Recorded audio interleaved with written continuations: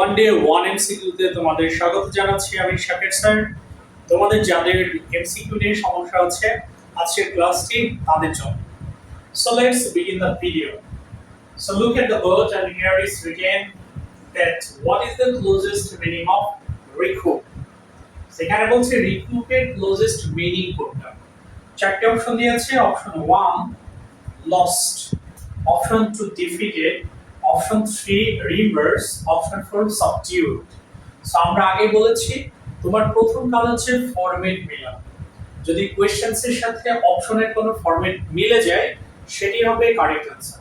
দেখো রিকুপ শুরু হয়েছে আরই দিয়ে এবং অপশন 1 আছে লস্ট, কোনো মিল নেই, ডিফিটেড, কোনো মিল নেই এবং রিভার্স। এখানে তাকাও, এখানে এখানেও শুরু হয়েছে রি।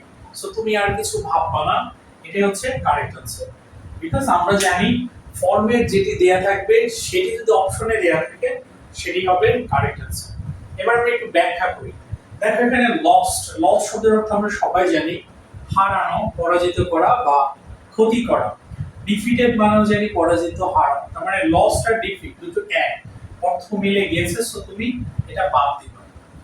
বাকি আছে রিভার্স, আমি आंसर পেয়ে গেছি। আর অপশন 3 আছে সাবডিউড। আমরা জানি উত্তর হবে একটি আর বাকি তিনটি অপশনের অর্থ এক থাকে। তার মানে লস্ট, ডিফিটেড আর সাবডিউড এই তিনটি শব্দের অর্থ হচ্ছে এক। সো তুমি কেটে দাও, বাকি যেটা হলো এটাই হলো উত্তর। এবার কথা হচ্ছে লস্ট মানে হারানো, পরাজিত, ডিফিটেড মানে হারানো, পরাজিত, সাবডিউ যেহেতু ওর কাছে যাবে তো সাবডিউ মানে কিন্তু হারানো, পরাজিত করা বা দমন করা।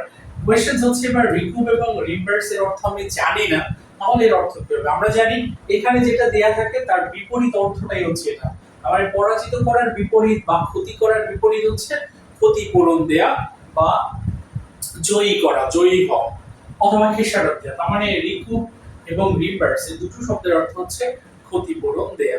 সো আশা করি তুমি ওয়ান ডে ওয়ান এমসিকিউ দেখতে থাকো এবং নিজেকে ঝালিয়ে নাও অনন্য উচ্চতায়।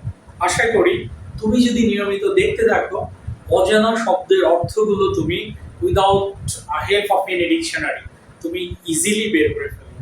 সো প্রতিনিয়ত ক্লাসগুলো পাওয়ার জন্য অবশ্যই শাকেরস লার্নিং বোর্ড আমার ইউটিউব চ্যানেল তুমি সাবস্ক্রাইব করবে। আমার ফেসবুক পেজ শাকেরস লার্নিং বোর্ড, সেটাও তুমি সাবস্ক্রাইব ফলো দিয়ে রাখবে এবং আমার ফেসবুক আইডি হচ্ছে রুহুল আমিন শাকের। সো আশা করি তোমরা আমার সাথে থাকবে এবং নতুন নতুন কিছু শিখতে থাকবে। ধন্যবাদ।